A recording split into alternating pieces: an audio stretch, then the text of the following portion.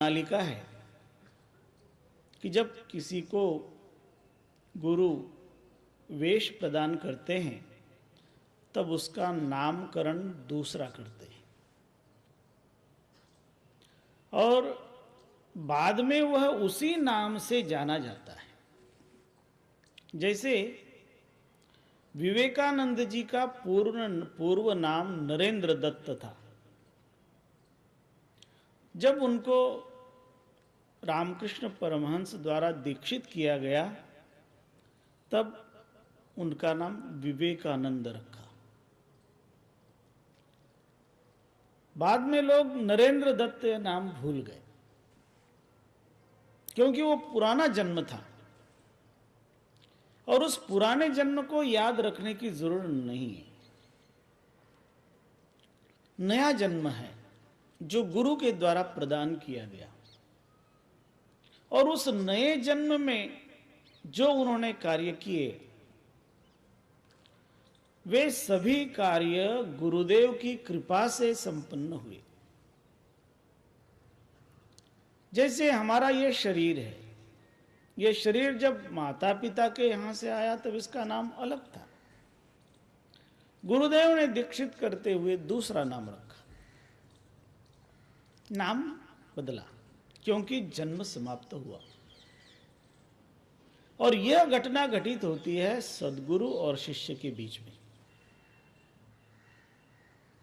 इसलिए उस शिष्य का वह पुनर्जन्म होने से वही वहां द्विज बनता है, दोबारा जन्मा।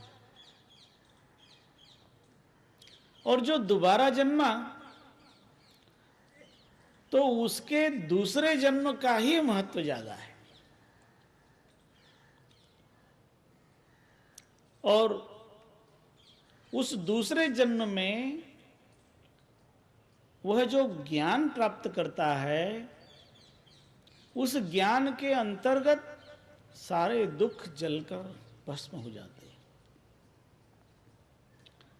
सारे भय दूर हो जाते हैं क्योंकि सद्गुरु उसे निर्भय बनाते हैं। ज्ञान देकर ही निर्भय बनाया जा सकता है। अज्ञानी व्यक्ति को भ्रम होता है और भय का कारण भी भ्रम है। रात्रि में किसी घने पेड़ के पास में जाने पर आदमी को भ्रम होता है, भय लगता है। और बहुत बार इस तरह से भी भय लगता है कि लोग कहते हैं उस बरगद के पेड़ पर भूत रहता है। तो एक आदमी इस भ्रम में कि वहां भूत रहता है जाने से घबराता है। जैसे कोई कहे कि स्मशान में भूत रहते हैं और आदमी रात्रि में स्मशान में जाने से डरता है। और उसमें भी अमावस्या की रात हो तो, क्योंकि उस समय निबिड़ अंधकार होता है, बिल्कुल घना अंधेरा होता है। जितना अंधेरा गहरा, जितना अज्ञान गहरा, उतना ही भय का दायरा बढ़ जाता है। इसलिए भ्रम है भय का कारण और उस भ्रम की निवृत्ति होती है ज्ञान से। एक गांव में प्रसिद्धि थी कि स्मशान में जो पीपल का पेड़ है उस पेड़ पर भूत रहता है और कोई भी उस पेड़ के पास से अमावस्या की रात में गुजर नहीं सकता। जो गुजरेगा उसको भूत पकड़ लेता है। 4 मित्रों में यह बात चल रही थी।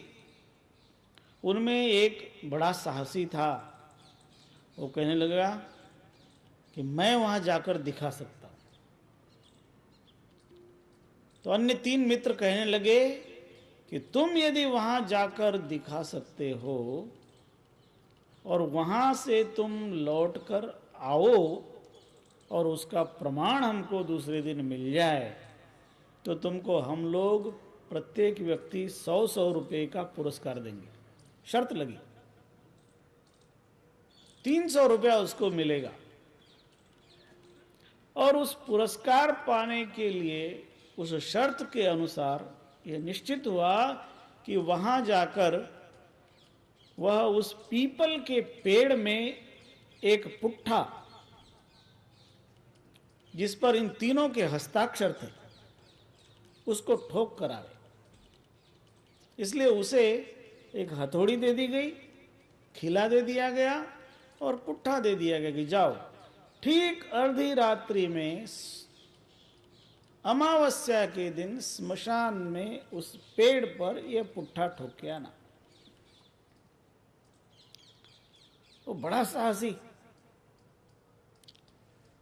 सभी शिष्य बैठे हैं, सभी उसके साथी बैठे हैं और वो अंधेरी उस रात्रि में चल पड़ा है। और वहां जाकर उसने उस पुट्ठे को पेड़ पर ठोका।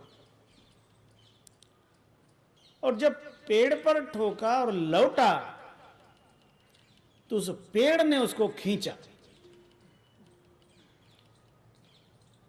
और उसे लगा कि मुझे भूत ने पकड़ा, भूत पकड़ के खींच रहा है। और जब वो दौड़ा तो उसके जो कंधे पर चादर थी वो वहीं रह गई और थोड़ी दूर दौड़कर आया और बेहोश होकर गिर पड़ा। वास्तव में हुआ यह था कि उसने जब उस पेड़ पर उस पुट्ठे को खीले के साथ लगाया और ठोकने लगा तो उसका चादर का एक कोना भी उसमें फंस गया और उस चादर के कोने के साथ खीला लग गया। और जब वो घूमकर चलने लगा तो चादर का कोना उसमें फंसा था, इसके कारण वो खींचा गया। और उसे तो यद्यपि वो साहसी तो था लेकिन अंदर धक धक धक धक धक धक कर रहा था और उसके कारण उसे लगा कि भूत ने पकड़ा और यह भूत के द्वारा पकड़े जाने का भ्रम उसे बेहोश कर दिया। वास्तव में उसे भूत ने पकड़ा नहीं था लेकिन भ्रम के कारण व्यक्ति भयग्रस्त होता है। इसलिए उस भ्रम का दूर हो जाना जरूरी है। रास्ते में चलते हुए थोड़ा अंधेरा थोड़ा प्रकाश हो रात्रि के समय और एक रस्सी पड़ी हुई हो तो आदमी को भ्रम हो जाता है कि कहीं ये सांप तो नहीं है और उस रस्सी के पास में पहुंचकर आदमी उछल जाता है। लेकिन यदि उसके पास में टॉर्च होगा, उस टॉर्च का प्रकाश वहां पर वो डालेगा और उसे स्पष्ट हो जाएगा कि वो सर्प नहीं है, वो रस्सी है। तो क्या होगा, उसका भ्रम दूर हो जाएगा और वह रस्सी को उठा लेगा, वो भागेगा नहीं। तो उसी तरह से जब व्यक्ति के हाथ में ज्ञान प्रकाश करने वाला ज्ञान का टॉर्च हो तब वह भ्रम को दूर करने का कार्य करता है और सद्गुरु देते हैं वो ज्ञान प्रकाश का टॉर्च। इसलिए सद्गुरु के द्वारा ज्ञान प्राप्त होने से व्यक्ति का भय दूर हो जाता है। इसलिए नास्ति दुखम भयम तेषाम, उसे कोई दुख नहीं होता, उसे कोई भय नहीं होता, क्योंकि वो भय से भ्रम से बाहर निकल आता है।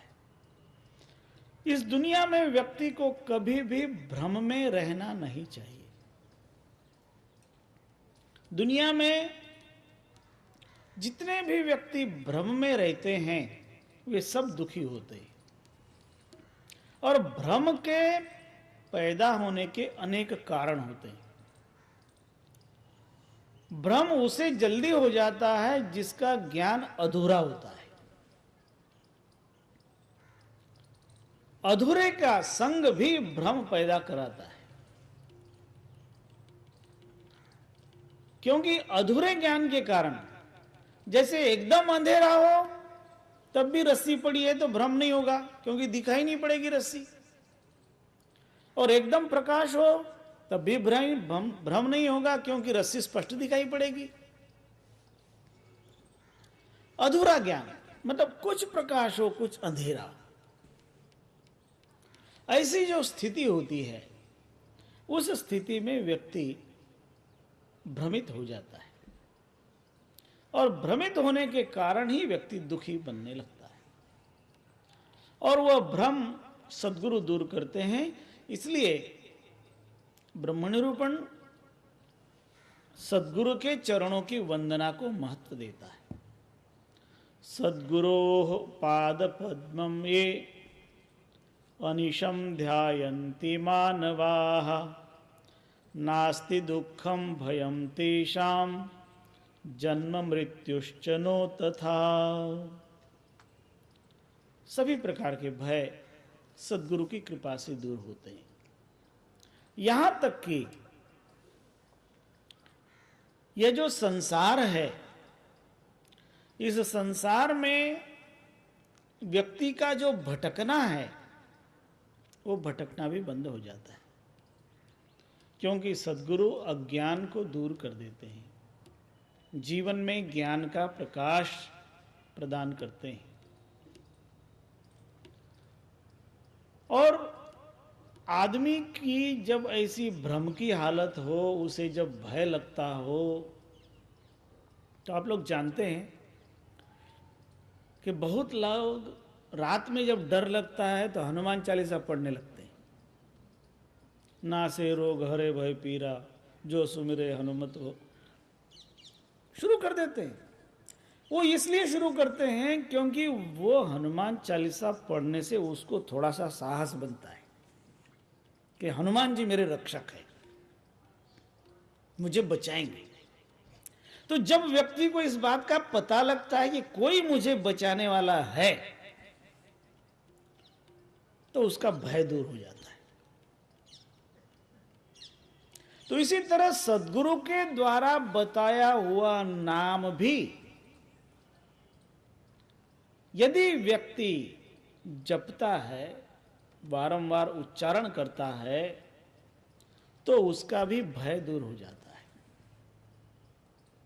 इस बात को कहते हैं विततास्यो महाकालः संसार वन केसरी तद्धंत्री सद्गुरोर्नाम नोपायंतरमस्ति। महाकाल, ये महाकाल कौन सा है? महाकाल है इस आदमी को कायम फंसाने वाला, भरमाने वाला, उसके मन को भटकाने वाला, उसका भ्रम, संशय, शंका। और ये शंका में ही सारी दुनिया पड़ी रहती है।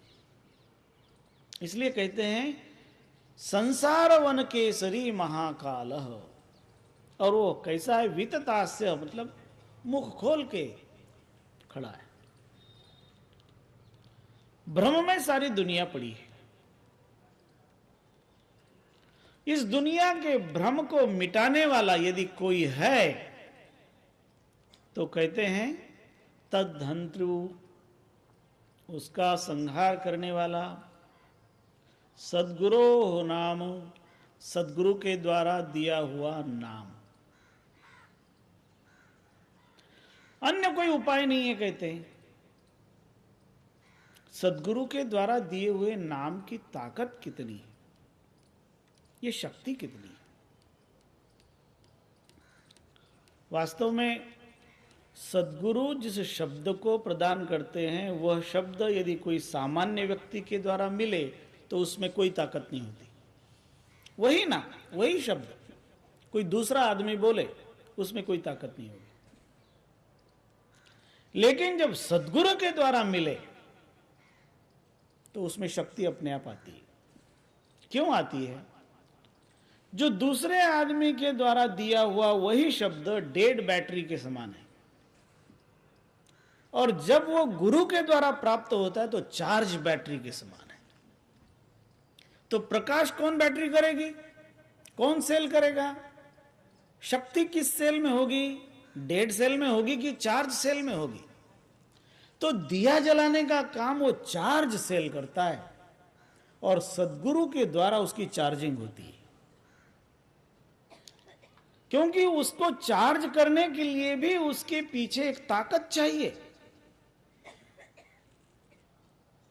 और इसलिए सद्गुरु के द्वारा दिया हुआ नाम यह महत्वपूर्ण है। कोई ऐसे ही कोई शब्द बोलता रहे और जिसने स्वयं सिद्ध किया है शब्द वह बोलता हो, तो उस सिद्ध शब्द में शक्ति होती है।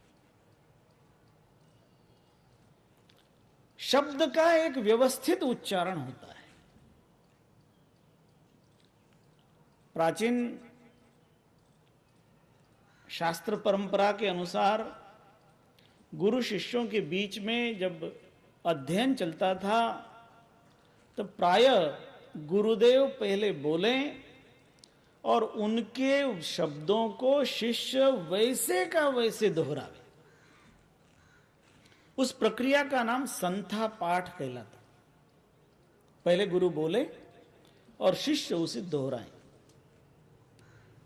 और वो जो बार बार रिपीट करने की प्रक्रिया थी उसके द्वारा गुरु को ख्याल आता था कि ये शिष्य किस जगह